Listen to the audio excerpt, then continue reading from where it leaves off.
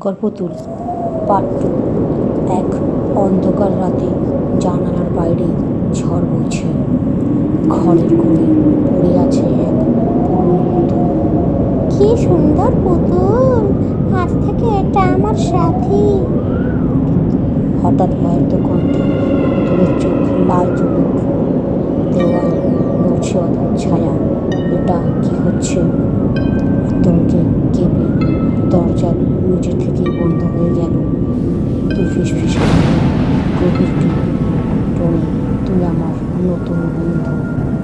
বজ্রপাত হইল, ঘর অন্ধকার।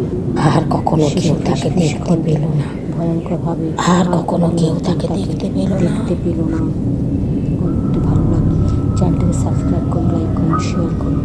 পরবর্তী পার্ট দেখার জন্য অনুরোধ রইল।